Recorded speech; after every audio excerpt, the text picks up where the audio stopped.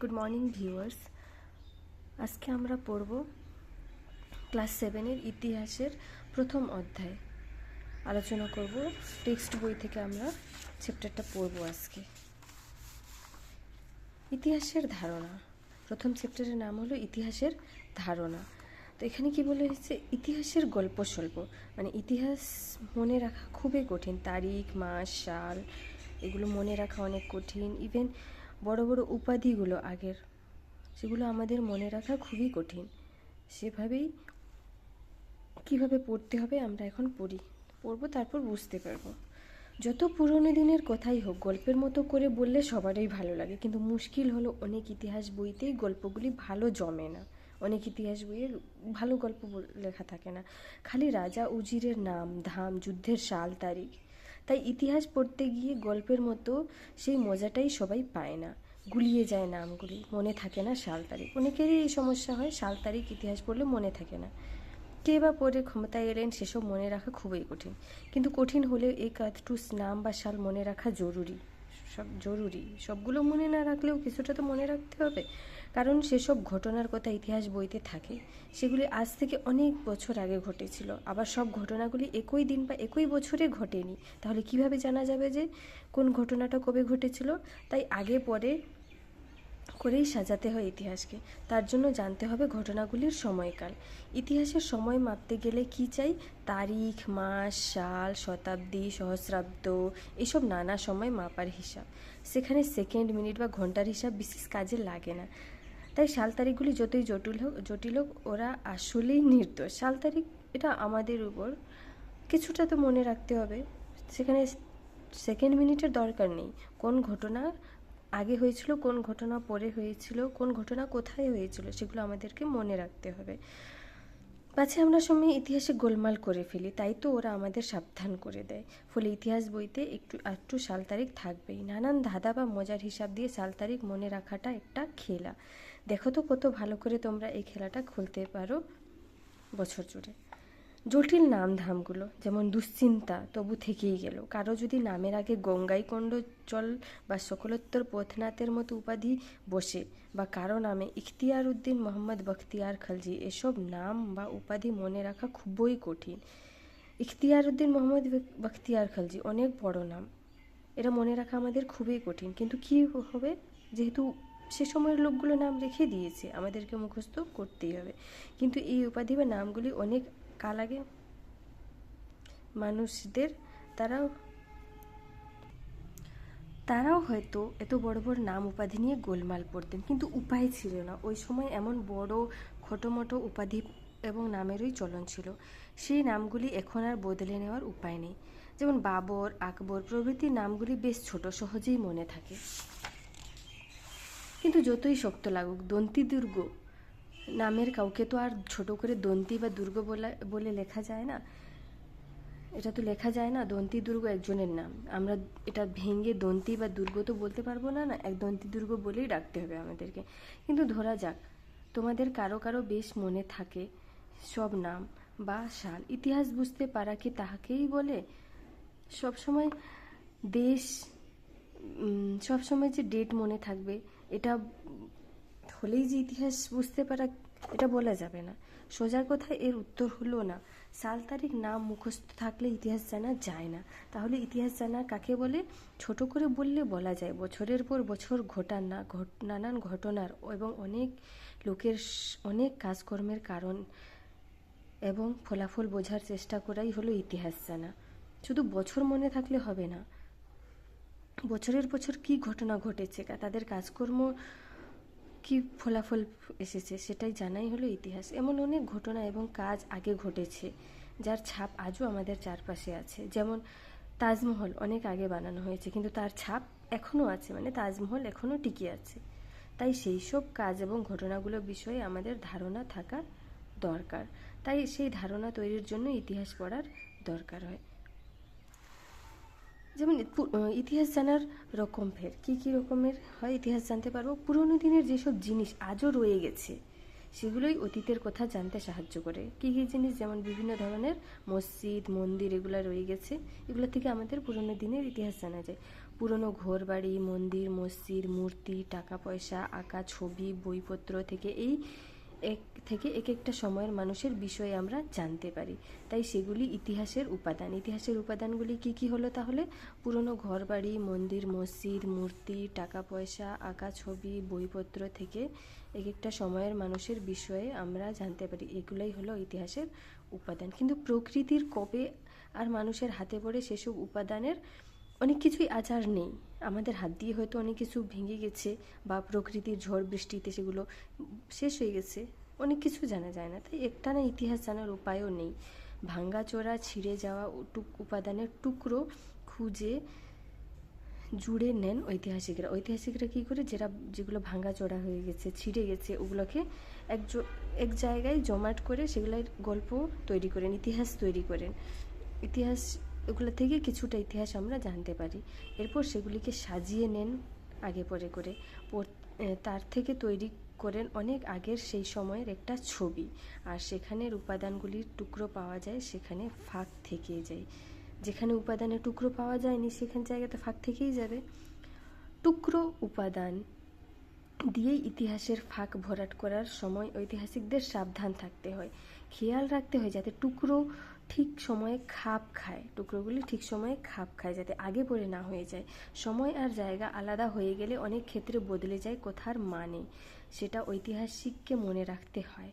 আজকাল তোমরা বিদেশি বলতে ভারতের বাইরে অন্য দেশের লোকদের বোঝো, কিন্তু সুলতানি বা মুঘল যুগে বিদেশি বলতে গ্রাম বা শহরের বাইরের থেকে আসা যে কোনো লোককেই বোঝাতো। মানে আমরা যেমন আজকে একটা জায়গায় আছি, সেখানে এই জায়গায় অন্য শহরের কোনো লোক আসলো, আমরা এটা বলতে পারবো না যে ও বিদেশ থেকে এসেছে, তাই আমরা কি বলবো, ও এই শহর থেকে এসেছে। কিন্তু না, তখনকার দিনে কি ছিল, নিজের গ্রামকেই ওরা দেশ বলতো। অন্য গ্রামের বা কিছুটা দূরের লোক যদি আসতো তাহলে তারা সেই লোকগুলোকে কি বলতো, বিদেশি বলতো।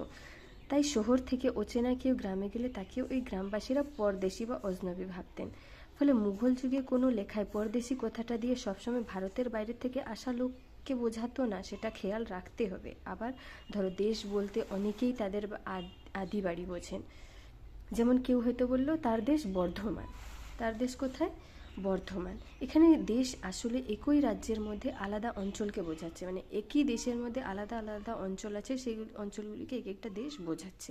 কারণ বর্ধমান জায়গাটি ভারত বা পাকিস্তানের মতো দেশ নয়, সেটা পশ্চিমবঙ্গ রাজ্যের একটি জেলা মাত্র, সেটা হলো বর্ধমান জেলা মাত্র। তাহলে দেখো, সুলতানি বা মুঘলের আমলে কিংবা আজকের দিনেও দেশ কথাটা কত রকমভাবে ব্যবহার হয়। যখনই ইতিহাস পড়বে তখন আগে বুঝে নেবে কোন সময়ে কোন অঞ্চলের কথা সেখানে বলা হচ্ছে। যখন ইতিহাস পড়বে তখন বুঝবে আগে যে কোন জায়গার ইতিহাস বলা হচ্ছে, কোন অঞ্চলের ইতিহাস বলা হচ্ছে, এটা আমাদেরকে আগে বুঝে নিতে হবে। এই বইতে প্রায় 1000 বছরের ভারতের ইতিহাস তোমরা জানবে। মোটামুটি খ্রিস্টীয় 7ম শতক থেকে সপ্তদশ শতক পেরিয়ে অষ্টাদশ শতকের দোরগোড়ায় পর্যন্ত এই 1000 বছরের ভারতবর্ষের অনেক কিছু বদলে ঘটেছে। আবার কিছু কিছু বিষয়ে মিল রয়ে গেছে, তবে কোনো বদলই রাতারাতি ঘটেনি। এখানে সেই ধারাবাহিক বদলগুলির নানা কথাই বলা হয়েছে। এখানে আমরা দেখো ইতিহাসের উপাদান এখানে এক্সট্রা করে লেখা আছে কিছুটা। ইতিহাসের সব উপাদান একরকম নয়। একটি পুরনো মূর্তি, পুরনো মুদ্রা বা পুরনো বই এক জিনিস নয়। তাই ইতিহাসের উপাদানগুলিকেও নানা ভাগে ভাগ করা হয়, যেমন লেখচিত্র, মুদ্রা, স্থাপত্য, ভাস্কর্য ও লিখিত উপাদান। পাথর বা ধাতুর পাতে লেখা থেকে পুরনো দিনের অনেক কথা জানা যায়, সেগুলিকে বলে লেখ। পাথর বা ধাতুর পাতে লেখা যে অনেক দিনের কথা জানা যায় সেগুলিকে বলা হয় লেখ। তামার পাতে লেখা হলে তা হয় তাম্রলেখ। তামার পাতে যে আগের যুগে লেখা হয়েছে তাকে বলা হয় তাম্রলেখ। আবারও পাথরের উপর লেখা হলে তা হলো শিলালেখ। পাথরের উপর লেখা থাকলে তাকে কি বলা হয়, শিলালেখ বলা হয়। আর কাগজের লেখাগুলিকে বলা হয় লিখিত উপাদান। কাগজের উপাদান যেটা বর্তমানে আছে, কাগজে লেখা হয়, সেটা হলো, সেই যুগে তো কাগজ ছিল না, এখন যে কাগজে লেখা হয় তাকে বলা হয় লিখিত উপাদান। তাহলে আমরা এখানে পাথর বা ধাতুর পাতে লেখাকে পুরোনো দিনের অনেক যেগুলো লেখ বলা হয়। তামার পাতে লেখা থাকলে তাকে তাম্রলেখ বলা হয়, আর পাথরের লেখা থাকে তাকে শিলালেখ বলা হয়। এটা আমাদের মনে রাখতে হবে। তারপর এখন আমরা পড়ব হিন্দু, হিন্দুস্তান আর ইন্ডিয়া। এই কথাটি কোথা থেকে আসলো, এখানে তার ইতিহাস লেখা আছে। কি লেখা আছে? খ্রিস্টপূর্ব 6ষ্ঠ 7ম শতকে, মানে যীশু খ্রিস্ট জন্মের ষষ্ঠ বা পঞ্চম শতকে, জন্মের পূর্বে, মানে আগে, পূর্বে বলতে এখানে আগে বলেছে। গ্রিক ঐতিহাসিক হেরোডোটাস ইন্ডিয়া নামটি প্রথম ব্যবহার করেছিলেন। কে প্রথম ব্যবহার করেছিলেন? গ্রিক ঐতিহাসিক হেরোডোটাস। তিনি অবশ্য এদেশে আসেননি, তিনি পারসিক লেখাপত্র থেকে ভারত সম্পর্কে জানতে পেরেছিলেন। তিনি বর্তমানে যে ইরান দেশকে আগে পারস্য বলা হতো, ওখানকার লেখাকে পারসিক লেখাপত্র বলা হয়, সেখান থেকে ইতিহাস ভারতের সম্পর্কে জানতে পেরেছিলেন। উত্তর পশ্চিম ভারতের সিন্ধু নদীর বদ্বীপ এলাকায় কিছুদিনের জন্য পারসিক সাম্রাজ্য অন্তর্ভুক্ত হয়েছিল। বর্তমানে পাকিস্তান বালুচিস্তান প্রদেশকে সিন্ধু নদীর বদ্বীপ এলাকায় কিছুদিনের জন্য পারস্যের রাজারা রাজত্ব করেছিল। তখন এই অঞ্চলের নাম হয় হিদুস। তখন তারা পারসিক যে রাজারা ছিল তারা এই জায়গার নাম দিয়েছিলেন হিদুস। ইরানি ভাষায় স এর উচ্চারণ নেই। ইরান যে ভাষা সেখানে স এর উচ্চারণ, তাই স এর বদলে হয়ে গিয়েছিল হ। ফলে সিন্ধু বিদ্যুৎ অঞ্চলগুলিকে হিদুস নামে পরিচিত হলো। ফলে সিন্ধু নদীর যে আশেপাশের অঞ্চলগুলি তারা সিন্ধু না বলে হিদুস নামে পরিচিত হলো। আবার গ্রিক ভাষায় হ এর উচ্চারণ নেই, মানে ইরানি ভাষায় স এর উচ্চারণ নেই, আবার গ্রিক ভাষায় হ এর উচ্চারণ নেই, তার বিকল্প ই। তারা হ উচ্চারণ না করে সেটা ই উচ্চারণ করে, রস্বই ই। অতএব যা ছিল সিন্ধু হিদুস তা গ্রিক বিবরণে অনেকটা বদলে গিয়ে কি হলো? ইন্ডিয়া হয়ে গেল। তবে খেয়াল রাখো, সেই সময় ইন্ডিয়া শব্দটি সিন্ধু বা বদ্বীপ এলাকাকেই মূলত বোঝাতো। পরবর্তী সময়ে গ্রিকদের বিবরণী পড়লে, আরও অনেক লেখা আছে যেগুলো পড়লে বোঝা যায় পরবর্তীকালে ইন্ডিয়া বলতে উপমহাদেশকেই বোঝানো হয়েছিল। উত্তরের হিমালয় এবং দক্ষিণে সমুদ্র, এই প্রধান দুই সীমানা সম্পর্কে গ্রিক লেখকরা যথেষ্ট সচেতন ছিলেন। যেহেতু ভারতের উত্তরে ছিল হিমালয় এবং দক্ষিণে ছিল 3 সমুদ্রে ঘেরা দেশ, এই প্রধান দুই সীমানা সম্পর্কে গ্রিকরা অনেক সচেতন ছিল। বিদেশি তথ্যসূত্রে আরেকটি নাম পাওয়া যায়, সেটা হলো হিন্দুস্তান। হিন্দুস্তান কারা নাম দিয়েছে? আরবি ফার্সি ভাষায় হিন্দুস্তানের কথা বারবার এসেছে। আরবি আর ফার্সি যে ভাষায় হিন্দুস্তান নামটি বারবার এসেছে। 262 খ্রিস্টাব্দে খোদিত ইরানের সাসানীয় শাসকের একটি শিলালেখতেও হিন্দুস্তান শব্দটি পাওয়া যায়। ইরানের সাসানীয় শাসকদের লেখা একটা শিলালেখ আছে। শিলালেখ বলতে তখন পড়লাম পাথরের লেখা, যে তাকে বলা হয় শিলালেখ। হিন্দুস্তান শব্দটি পাওয়া গেছে। এক্ষেত্রে সিন্ধু নদী সংলগ্ন অঞ্চলকেই হিন্দুস্তান হিসাবে বোঝানো হয়েছে। সিন্ধু নদীর যে আশেপাশের অঞ্চল তাকে হিন্দুস্তান বলতো তারা, আরবি আর ফার্সির লোকগুলো। 10ম শতকের শেষ ভাগে অজ্ঞাতনামা লেখক রচিত হুদুদ আল আলম, নাম জানা নেই কে লিখেছে, কিন্তু হুদুদ আল আলম গ্রন্থে হিন্দুস্তান শব্দ দ্বারা সমগ্র ভারতকে বোঝানো হয়েছে। এটা পরীক্ষায় আসতে পারে। হুদুদ আলম ধরে গ্রন্থে হিন্দুস্তান শব্দটি বলতে সমগ্র ভারতকে বোঝানো হয়েছে।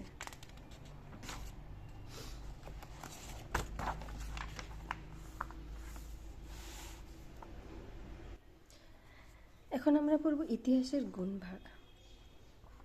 একটি দিনকে আমরা ঘন্টা, মিনিট বা সেকেন্ড দিয়ে ভাগ করতে পারি, কিন্তু হাজার হাজার বছরকে ভাগ করার উপায় কি? ঐতিহাসিকরা তাই যুগ দিয়ে আলাদা করে লম্বা সময়কালকে তারা ভাগ করেছে। সাধারণভাবে প্রাচীন, মধ্য ও আধুনিক এই 3 যুগে ইতিহাসের সময়কে ভাগ করা হয়। ইতিহাসের সময়কে কয় ভাগে ভাগ করা হয়? 3 ভাগে, প্রাচীন, মধ্য এবং আধুনিক। সেই অর্থে যে হাজার বছরের কথা এখানে আলোচনা করা হবে সেটা মধ্যযুগে পড়ে। কিন্তু মনে রাখা দরকার যে এভাবে যুগের পাঁচিল তুলে ইতিহাসকে ভাগ করা যায় না। হঠাৎ করে কোনো একদিন সকাল থেকে একটি যুগ শেষ হয়ে আরেকটি যুগ শুরু হয়ে যায় না। একটি যুগ শেষ হতে আরেকটি যুগ শুরু হতে অনেক সময় লাগে। গ্র্যাজুয়ালি সেগুলো যায়, একদিনের পরিবর্তন হয় না। তাহলে কিভাবে বোঝা যায় কোন সময়টি কোন যুগে পড়বে? আসলে মানুষের জীবনযাত্রা, সংস্কৃতি, অর্থনীতি, দেশ শাসন, যুদ্ধ, পড়াশোনা এসব কাজের একটি বিশেষ দিক এক এক সময়ে দেখা যায়। সেগুলিকে তফাৎ থেকেই যুগ ভাগ করার রেওয়াজ আছে। তাহলে কেমন ছিল মধ্যযুগের ভারত? আগে অনেকেই বলতেন সে সময় অন্ধকারে ডুবে গিয়েছিল মানুষের জীবন, কোনো কিছুতেই নাকি কোনো উন্নতি হয়নি। তবে আজকাল আর সে কথা মানা হয় না। টুকরো টুকরো উপাদান জুড়ে ঐতিহাসিকরা সে সময়ের ইতিহাস লিখেছেন। সে সময় গোটা ইতিহাস লিখতে পারেননি, টুকরো টুকরো ইতিহাস জুড়ে লিখেছেন। তাতে দেখা যায় তখন জীবনের নানান দিককে অনেক কিছুই উন্নতি করেছিল ভারতের মানুষ। তাই এই বইতে সেসব উন্নতির কথাও তোমরা জানতে পারবে। একদিকে ছিল নানান নতুন যন্ত্র ও কৌশলের ব্যবহার, কুয়ো থেকে জল তোলা, তাঁত বোনা, যুদ্ধের অস্ত্র, বিজ্ঞানের ছোঁয়ায় বদলে গিয়েছিল অনেক কিছুই। অনেক নতুন খাবার ও পানীয়র কথা এই সময় জানতে পারে ভারতের লোক। এর সবচেয়ে মজার উদাহরণ হলো রান্নায় আলুর ব্যবহার। রান্নায় আলু কিন্তু ভারতের না, ভারতে ছিল না আলু। কোথা থেকে আলু এসেছে? পর্তুগিজদের হাত ধরে এদেশে আলু খাওয়ার চল শুরু হয়। পর্তুগিজদের হাত ধরে আলু এসেছে এদেশে। দেশ শাসনে আর রাজনীতিতেও নতুন অনেক দিক দেখা গিয়েছিল। শুধু রাজ্য বিস্তার নয়, জনগণের ভালো মন্দের কথাও শাসকদের ভাবতে হয়েছিল। কখনো রাজার শাসন নড়বড়ে হয়ে গিয়েছিল, আবার কখনো সব ক্ষমতা একজন শাসকের হাতেই তুলে নিয়েছিলেন। অর্থনীতিতে একদিকে ছিল কৃষি, অন্যদিকে ছিল ব্যবসা বাণিজ্য। তৈরি হয়েছিল নতুন নতুন শহর। বন কেটে চাষবাস করার অনেক উদাহরণ পাওয়া যায়। বন কেটে নতুন নতুন কৃষি জমি তৈরি করা হয়েছিল। ধর্মভাবনায় বেশ কিছু নতুন পথের হদিশ সে সময় মানুষ পেয়েছিল। ধর্মীয় ক্ষেত্রে অনেক পরিবর্তন এসেছিল। আচার অনুষ্ঠান আড়ম্বর নয়, ভক্তি দিয়েই ভগবানকে পাওয়ার কথা বলা হয়েছিল। সাধারণ লোকের মুখের ভাষাই হয়ে উঠেছিল ধর্মপ্রচারের মাধ্যম। সংস্কৃত খুবই কঠিন ভাষা ছিল, কিন্তু মানুষের যে আঞ্চলিক ভাষা ছিল, মুখের ভাষাতেই ধর্মপ্রচার শুরু হয়ে গেছিল। তার ফলে ভারতের নানান অঞ্চলে আঞ্চলিক অনেক ভাষা ও সাহিত্যের বিকাশ হয়। এর ফলে নানান অঞ্চলে অনেক আঞ্চলিক ভাষা আর সাহিত্যের বিকাশ হয়। পাশাপাশি ছিল নানা ধরনের শিল্পচর্চা।